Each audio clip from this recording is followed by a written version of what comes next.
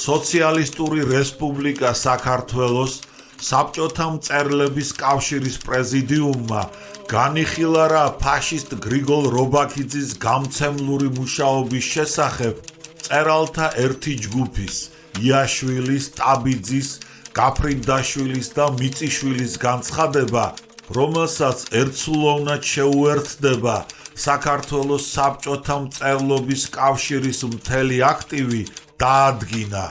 ეთხოვოს საბჭოთა კავშირის ცაკის პრეზიდიუმს, რათა გრიგოლ რობაქიძე, როგორც აშკარა მტერი, ჩვენი ქვეყნის მშრომელი ხალხისა, თვალთმაქცურად გადასული კონტრრევოლუციურ ფაშისტურ ბანაკში გამოცხადებულ იქნა სამშობლოს მოღალატედ და ჩამოერთვას მას საბჭოთა მოქალაქეობა.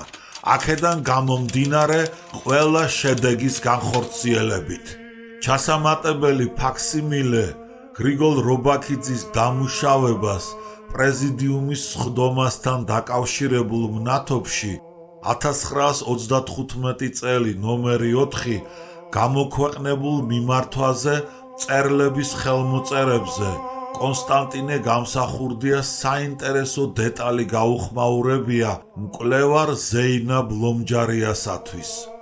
1970 წელს ჯერ კიდევ სტუდენტს ბატონმა კონსტანტინე გამსახურდია მიამბო, მიმართვაზე ხელმოწერები კი არა, ფაქსიმილია, ბატონი კონსტანტინეს გამოთქმაა.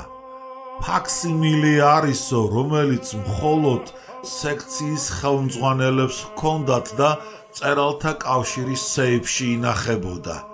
სხდომა ჩატარდა, ზემოდან გამოგზავნილ კაცთან შეხლა-შემოხლაც ჰქონდა. გრიგოლი დავიცავით, მაგრამ მწერლები უძლურნი ვიყავით. ერთი თვის შემდეგ კავშირის სეიფი გატეხეს, ბეჭდები გაიტაცეს და მიმართვას დაურთეს. ჟურნალი ერთი თვის დაგვიანებით გამოვიდა. ესეც ბერიას ხრიკები იყო. ფრიად მნიშვნელოვანი აღიარებაა.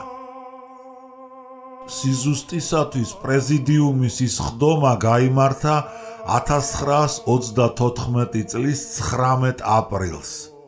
ეს კიდევ ერთხელ ამტკიცებს კომუნისტური რეჟიმის დროინდელ ყალბის მქმნელობას. ამიტომ მეტად ბრთხილად უნდა მიუდგეთ იმ დროინდელ ხელმოწერას, აღიარებას, ხალხის მტრად, უცხოეთის ჯაშუშად და ასე შემდეგ განცხადებას.